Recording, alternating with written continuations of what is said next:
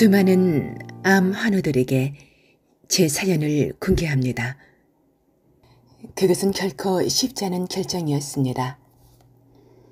생명을 담보로 한 선택이었기 때문입니다. 30년이 흐른 지금, 그때 그 단호한 선택으로 저는 현재 전혀 새로운 삶을 살고 있습니다. 유방암과 친구처럼 30년을 살아오고 있는 저의 특별한 이야기를 올립니다. 저의 별명은 종합병원이었습니다. 어릴 적부터 그랬습니다. 늘 골골거렸고 그런 딸 때문에 부모님께서도 걱정을 달고 사셨습니다. 그래서 붙은 별명도 종합병원이었답니다. 그런 생활은 결혼을 하고 아이를 낳은 뒤에도 별로 달라지지 않았습니다. 활동하는 시간보다 누워있는 시간이 더 많았고 감기는 늘 달고 살았습니다. 몸이 약하다 보니 고단백 육류가 최고인 줄 알고 끼니 때마다 육식을 섭취했습니다. 식탁 위에는 장기별로 약보따리가 그득했습니다. 한약에 영양제도 자주 먹으더니 몸은 더 혹사당했습니다. 사정이 이렇다 보니 하루하루 사는 것이 고역이었습니다. 이것저것 아프지 않은 곳이 없다 보니 남편한테도 아이들에게도 늘 미안한 아내였고 또 엄마였습니다. 그렇게 힘든데 왜 병원에 가볼 생각을 하지 않았죠? 이 같은 반문을 종종 받을 때 저는 무서워서 검사해볼 생각을 차마 못했다고 말했습니다. 혹시 큰 병에 걸린 것으로 진단이 나오면 사형 선고로 여기고 삶을 체험할까봐 희망으로 버티며 지탱해온 생각마저 변들까봐 절망에 빠지면 육신이 더 쇠약해질까봐 검사를 해볼 수가 없었습니다. 그렇게 차일피일 미루던 어느 날 우연히 듣게 된 건강광자는 저의 인생 지침을 돌려놓았습니다. 전혀 새로운 삶을 살게 된 계기가 됐기 때문이죠. 그 강좌는 채식으로 건강을 지켜라, 자연으로 돌아가자는 주제로 진행되었습니다. 이 강의를 들으면서 무엇을 먹어야 하고 어떻게 살아야 할지 그 해답을 찾았습니다. 비로소 어떻게 살아야 하는지 제 삶의 이정표를 마련했다고 할까요? 그때부터 저의 생활은 많이 달라졌습니다. 몸이 약하다는 이유로 끼니 때마다 육류를 달고 살던 식생활을 바꾸고 캔음료 대신 과일을 먹었습니다. 늘 식사를 준비하기가 귀찮다 보니 외식과 인스턴트를 즐겼던 생활에 정지부를 찍었습니다. 그 대신 채식을 하기 시작했습니다. 그런데 곧 놀라운 변화가 일어났습니다. 일주일 단위로 몸이 달라지는 걸 느낄 수 있었고 몸이 가벼워지면서 매사에 의욕이 생기기 시작했습니다. 믿을 수 없는 변화였습니다. 늘 누워 지내며 이것저것 아프다는 이야기뿐이었던 저였기에 그야말로 유토피아를 만난 것 같았습니다. 그래, 이번 기회에 꼭 건강을 되찾아보자 하고 결심도 서더군요. 그래서 정말 더 열심히 실천했습니다. 그렇게 한 달이 지나고 6개월이 지나갔습니다. 몸은 하루하루 좋아져 갔고 더 이상 골골하는 죄가 아니었습니다. 그 모든 것이 채식을 하고 일체의 화학적인 것을 거부한 결과라는 걸 깨달았습니다. 그렇게 1년 6개월 정도가 지났을 무렵 늘 피곤해하고 약을 달고 살았던 시누이가 난소암 진단을 받았습니다. 수술을 하고 항암제 주사를 맞으면서 온 집안에 초비상이 걸렸습니다. 이 일은 다른 가족들에게도 적잖은 충격이었습니다. 모든 가족들은 병은 초기에 발견해야 된다는데 의견을 모으고 단체로 병원 검진을 받아보기로 했습니다. 저도 마찬가지였습니다. 가고 싶지 않았지만 가족들 상화에 떠밀리다시피 하여 병원에 가서 진단을 받았습니다.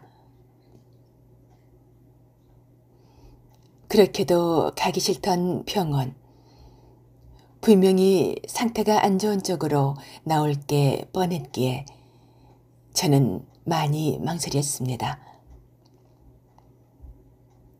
하지만 저의 몸 상태는 1년 6개월 전보다 더 좋아졌다고 체감됐기에 더 이상 예전에 골골하던 제가 아니었기에 예서 자유했습니다.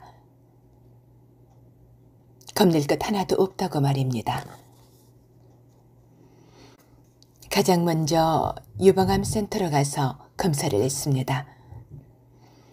예전부터 늘 왼쪽 유방에 묵직한 통증이 있어서였습니다.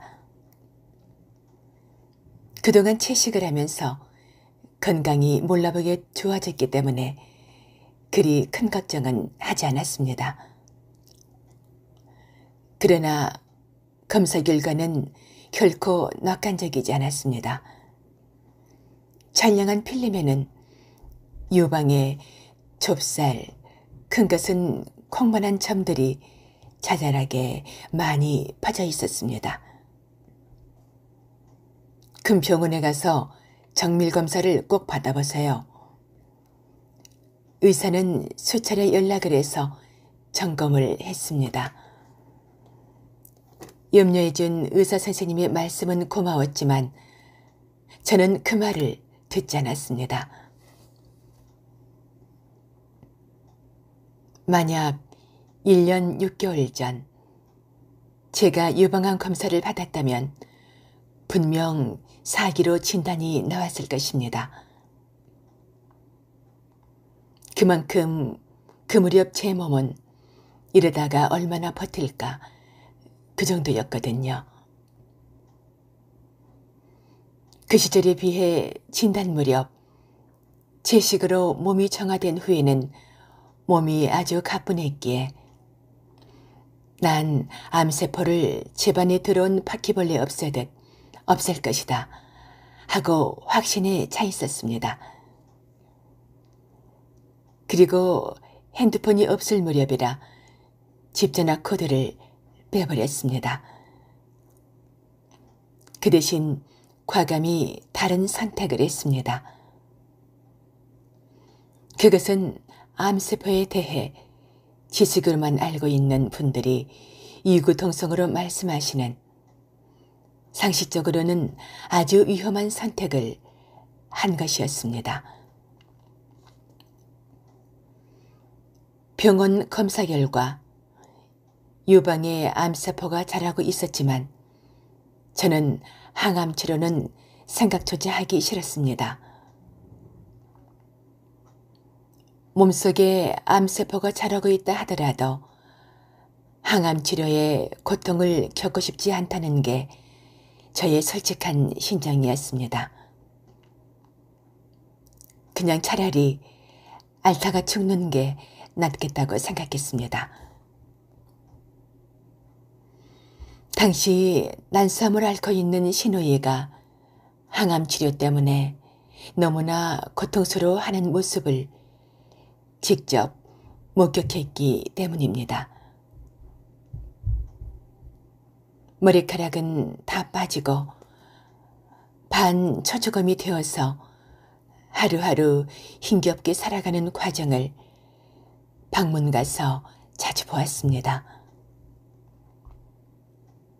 그 과정을 지켜보지 않은 사람은 아마 잘 모를 겁니다.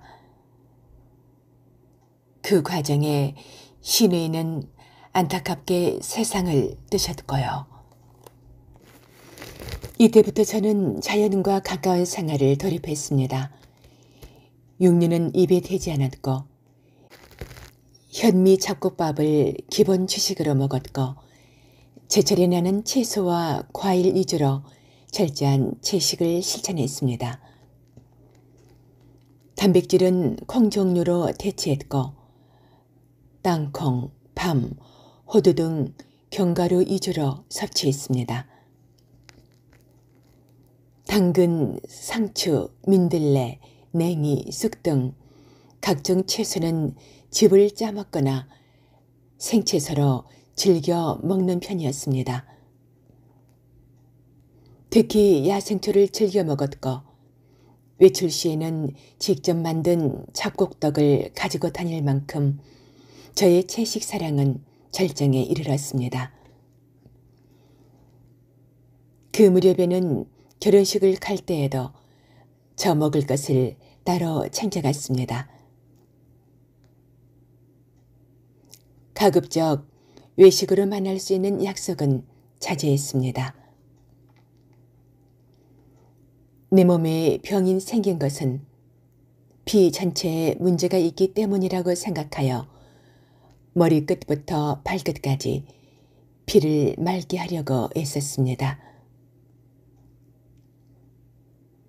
쉽게 설명하면 인체는 피자루이기 때문에 제 몸 안에 흐르는 피 성분을 맑은 피로 교체하겠다는 일념 하나로 정말 열심히 실천했습니다. 그렇게 18년 동안 병원은 가보지 않고 가볼 이유도 없었을 무렵 제 나이 58세에 손자가 태어났기에 손자 곁을 자주 접촉해야 하게 되었습니다. 그래서 조모가 건강해야 된다는 딸의 간곡한 간청에 저도 이참에 제 건강 상태는 어떨까 궁금해 병원에서 종합검진을 받았습니다. 결과는 암세포가 한 점의 흔적도 없을 정도로 건강한 상태라고 했습니다.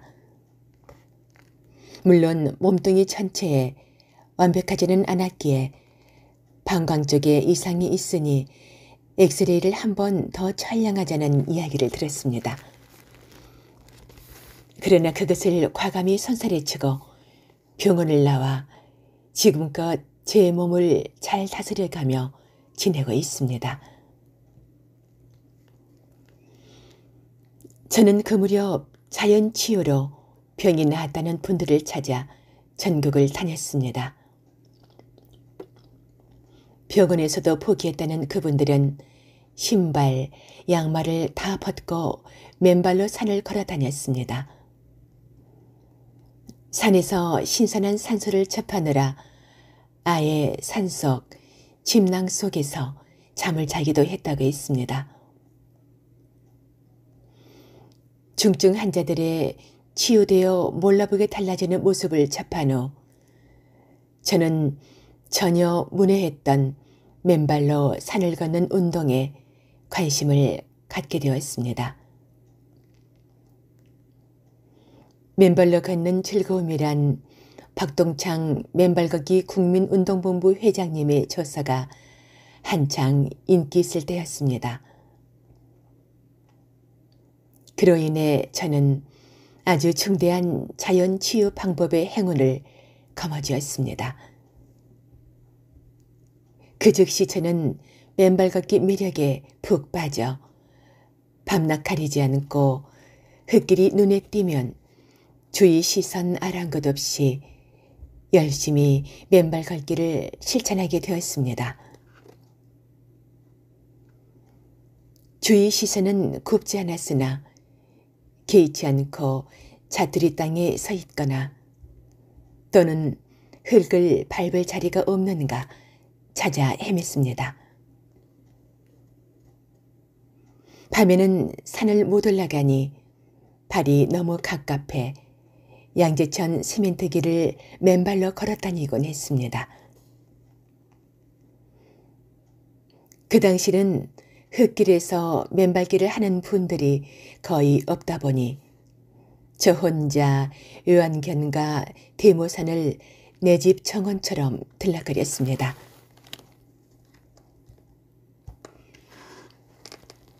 시간이 많은 날은 아예 대모산에서 거의 살다시피 했습니다.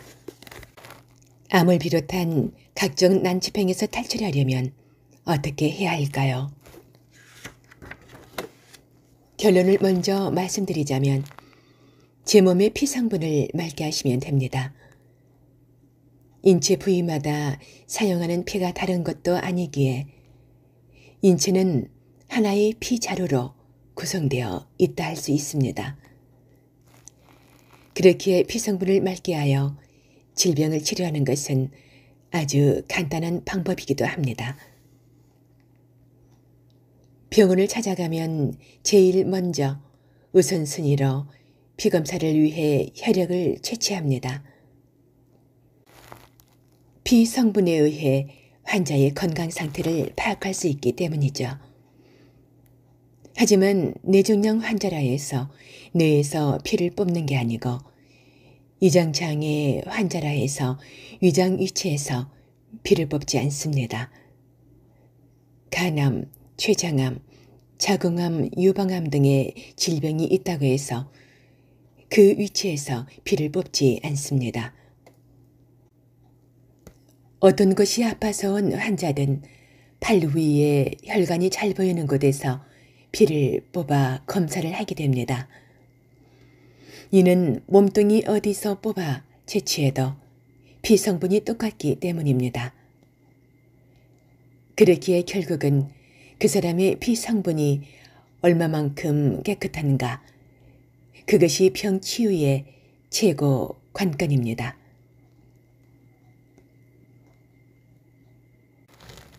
현대 문명 사회로 접어들면서 수많은 질병이 새롭게 나타나고 있다 보니 병명에 의한 부위별 전문 병원도 많아지고 있습니다.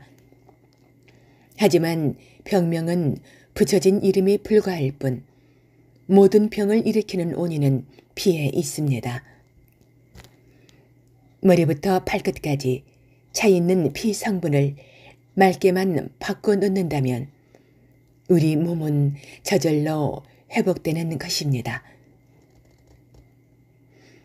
그러므로 간곡히 호소합니다. 제발 장기별, 부위별 병 증세에 초점을 맞추지 말고 몸 전체에 들어있는 피 성분이 맑아지는데 초점을 맞추시기 바랍니다. 머리부터 발끝까지 들어있는 피 성분을 걸쭉하지 않게 맑고 깨끗하게 유지하는데 역점을 두시라고 거듭거듭 강조해 드립니다. 사람들은 위 아프다고 위장약, 머리 아프다고 두통약, 배 아프다고 다리 아프다고 눈이 아프다고 부위별 약을 목 안으로 넘깁니다. 하지만 그 약들은 미사일이 표적을 향해 날아가듯 아픈 곳의 위치를 찾아가 고장난 곳만 치료하는 것이 절대 아닙니다. 약들은 아프지 않은 부위에도 영향을 미쳐 다른 문제를 일으킵니다. 저 또한 약에 절여서 시름시름했던 지난 과거가 악몽처럼 생생히 떠오릅니다. 그렇기에 알약을 먹기보다는 매끼 식사인 음식을 마치 약을 먹듯이 세포가 좋아하는 것으로 선별해서 드시라는 것입니다. 지금의 저는 이러한 원리를 깨닫고 있습니다. 이토록 엄청난 소식을 저 혼자만 알고 있다면 죄가 될 것 같고 아픈 분들께 죄송스럽겠지요. 그래서 전심을 다해 이 기쁜 소식을 전하고자 노력하고 있습니다. 다시 말해 몸속의 피 상태가 건강을 대변해 주는 것이므로 삶 전체를 폭넓게 바라보시는 안목으로 피를 깨끗하게 만들기 위해 노력하시기 바랍니다. 절대로 뒤돌아보지 마시고 포기하지 마실 것을 당부드립니다. 이를 위해서는 흙길 맨발 걷기를 생명처럼 여기며 실천하시기 바랍니다. 흙길 맨발 걷기는 매끼 식사만큼이나 중요한 인체 필수 운동입니다. 소변과 대변을 통해 몸속의 폐쇄물을 쏟아내듯 맨발 걷기를 하면 발바닥을 통해 인체의 불순물을 칼리지 않고 쏟아낼 수 있습니다. 제가 이와 같은 방법으로 읽어냈기에 유방암을 병원에 맡기지 않고 치유할 수 있었습니다. 깨끗한 식생활과 맨발 걷기로 또 기도 생활로 자연 치유가 된 것입니다. 또한 다른 아픈 이들이 맨발 걷기 국민운동 본부 인터넷 카페와 단체 톡방에 모여 서로 힘이 되어주고 버팀목이 되어주었고 위로해 주었습니다. 혼자가 아닌 여럿이 즐겁게 운동을 하고 건강한 소식을 주고받으며 살아오다 보니 언제 우리가 암 환자였냐듯이 오늘의 건강한 삶이 주어졌음을 다시 한번 강조해 드립니다. 다시 한번 강조합니다. 흙길 맨발 걷기를 생명처럼 여기어 실천하시기 바랍니다. 흙길 맨발 걷기는 매끼 식사만큼이나 중요한 인체 필수 운동입니다. 소변과 대변을 통해 몸속의 폐수물을 쏟아내듯 맨발 걷기를 하면 발바닥을 통해 인체의 불순물을 칼대지 않고 쏟아낼 수 있습니다. 맨발 걷기를 통해 모두가 건강해지는 세상을 꿈꿔봐